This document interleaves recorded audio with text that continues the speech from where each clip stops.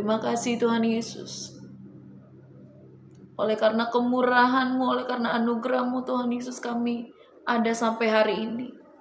Terima kasih Tuhan Yesus untuk kasih-Mu yang begitu besar atas setiap kami. Kami sungguh bersyukur mempunyai Allah yang ajaib seperti Engkau Tuhan. Allah yang begitu mengasihi setiap kami. Terima kasih Bapa, saat ini kami rindu diperbaharui oleh firman-Mu. Berbicaralah atas setiap kami Tuhan.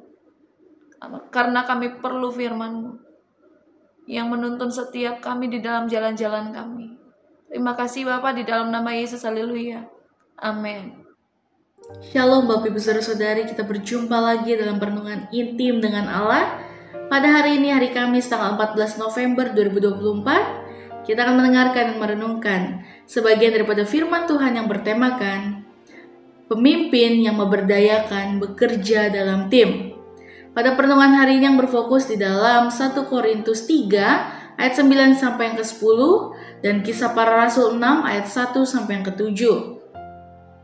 Saya akan membacakannya dalam 1 Korintus 3 ayat 9. Demikian firman Tuhan.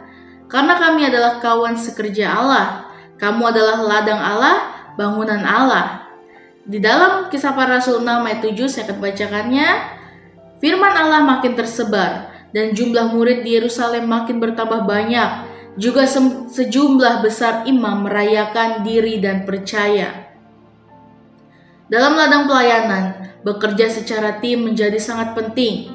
Rasul Paulus menyadari bahwa pelayanan adalah usaha bersama. Di dalam 1 Korintus 3 ayat 9 sampai 10, ini menggambarkan bahwa kita adalah rekan sekerja Allah.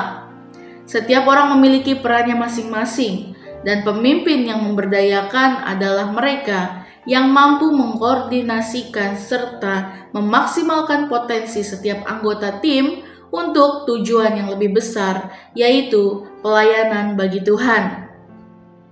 Kisah Para Rasul 6 ayat 1-7 juga menunjukkan pentingnya delegasi tugas. Ketika jumlah murid bertambah, para rasul tidak bisa menangani semua hal. Mereka memilih 7 orang yang penuh Roh Kudus dan hikmat untuk menangani pelayanan, sehingga mereka bisa fokus pada doa dan pemberitaan firman. Ini menunjukkan betapa pentingnya memberdayakan orang lain dalam pelayanan. Kriteria pemimpin yang memberdayakan. Yang pertama, mampu mendelegasikan tugas. Di dalam Kisah Para Rasul 6 ayat 2 sampai yang keempat, pemimpin yang memberdayakan harus mampu membagi tanggung jawab kepada anggota tim. Para rasul mendelegasikan tugas pelayanan kepada 7 diakon untuk memastikan pelayanan berjalan dengan baik tanpa membebani mereka. Lalu yang kedua, mampu membangun dan menjaga kesatuan.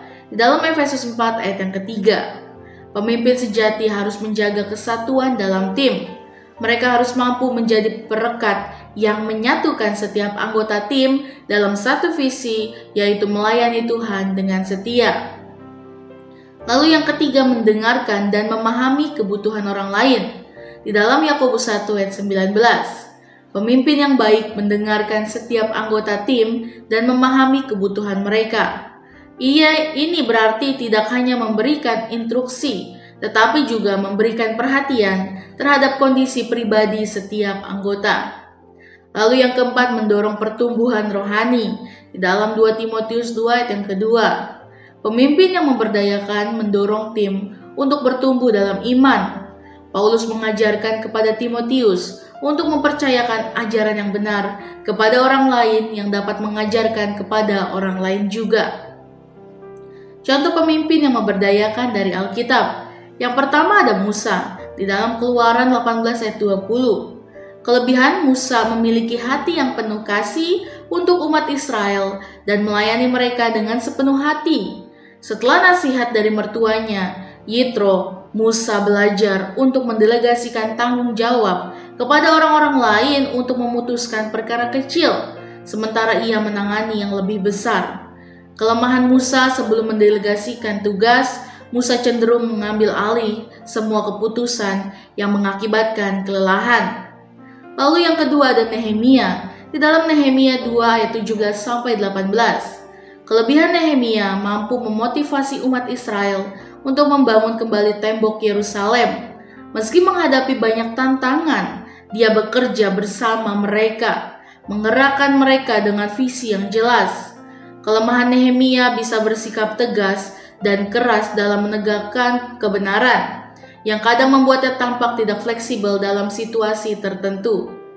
Menjadi pemimpin yang memberdayakan saat ini, yang pertama fokus pada pelayanan Kristus. Di dalam Kolose 3:17, dan segala sesuatu yang kamu lakukan dengan perkataan atau perbuatan, lakukanlah semuanya itu dalam nama Tuhan Yesus, sambil mengucap syukur oleh Dia kepada Allah Bapa kita.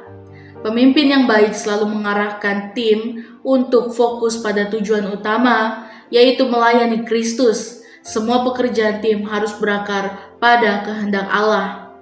Lalu yang kedua, membangun karakter anggota tim. Di dalam Galatia 6 ayat 9, janganlah kita jemu-jemu berbuat baik, karena apabila sudah datang waktunya, kita akan menuai jika kita tidak menjadi lemah. Pemimpin yang memberdayakan tidak hanya fokus pada hasil, tetapi juga pada pertumbuhan pribadi setiap anggota tim. Ini berarti melatih, mendidik, dan memperhatikan mereka secara individu. Lalu yang ketiga, menghargai kerjasama dan kolaborasi. Di dalam Roma 12 ayat yang kelima, demikian juga kita, walaupun banyak, adalah satu tubuh di dalam Kristus, tetapi kita masing-masing adalah anggota yang seorang terhadap yang lain. Pemimpin yang memberdayakan, menghargai kerjasama dan kolaborasi, mengakui bahwa kesuksesan dalam pelayanan merupakan hasil kerja tim, bukan individu.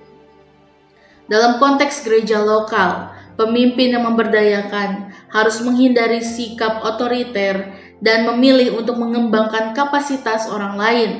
Ketika seseorang pemimpin melibatkan tim, ia membentuk komunitas yang kuat, di mana setiap orang berperan aktif dan merasa berharga dalam pelayanan Tuhan. Sebagai pemimpin, kita dipanggil untuk mengikuti teladan Yesus yang tidak hanya memimpin, tetapi juga melatih murid-muridnya untuk melanjutkan pelayanan setelah dia pergi. Ini adalah pola kepemimpinan yang berfokus pada pemberdayaan, bukan hanya penguasaan. Refleksi kita pada hari ini, apakah kita sebagai pemimpin telah memberi ruang bagi orang lain untuk berkontribusi dalam pelayanan? Sudahkah kita memanfaatkan potensi anggota tim kita untuk dapat membimbing mereka untuk bertumbuh dalam panggilan Tuhan? Mari kita sama-sama berdoa. Bapa yang baik, terima kasih Tuhan Yesus. Biarlah firman ini merema di kehidupan kami Tuhan. Bagaimana sebagai pemimpin yang memberdayakan, yang bekerja dalam tim Tuhan. Biarlah kami menjadi tim-tim yang dapat menjadi terang Tuhan dimanapun kami berada Tuhan. Biarlah kami dapat melakukan semua visi misimu Tuhan. Biarlah kami saling melengkapi satu dengan yang lain, saling bergandeng tangan untuk menjadikan bumi ini menjadi kerajaan Kau Tuhan. Terima kasih Tuhan Yesus, biarlah namamu saja yang dimuliakan di bumi ini Tuhan. Terima kasih Tuhan, di dalam nama Tuhan Yesus, haleluya, amin. Salam sejahtera, Tuhan Yesus memberkati. Shalom.